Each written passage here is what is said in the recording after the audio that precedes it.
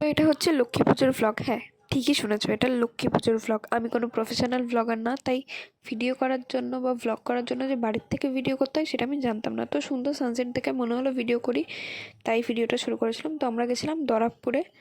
ওটা চাকদা থেকে সিলিন্দা হয়ে যেতে হয়। চাকদা থেকে মোটামুটি 30 মিনিট মতো টাইম লাগে।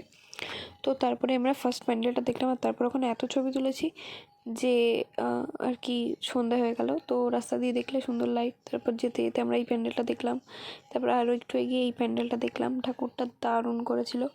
আর তারপরেই আমরা চলে গেলাম আরও একটা প্যান্ডেল দেখতে। এখানেও খুব সুন্দর লাইটিং করেছিল। শুনেছি দরাবপুরে খুব ভালো লক্ষ্মী পুজো হয়, কিন্তু আমি ফার্স্ট টাইম গেছিলাম।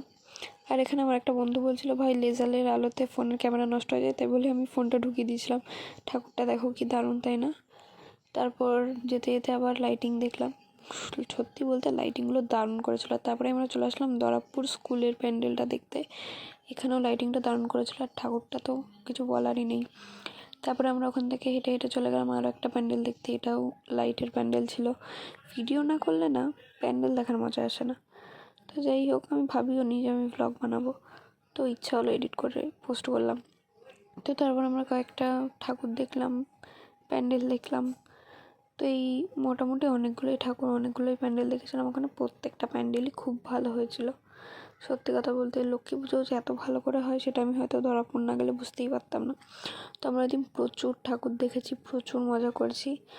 আর তারপর সব ঠাকুর ঠাকুর দেখে আমি বাড়ি চলে আসলাম। আসার সময় বাসে আমি মনে করে ভিডিও করেছি। Thanks for watching. ভালো লাগলে like, comment, share and subscribe. Bye bye.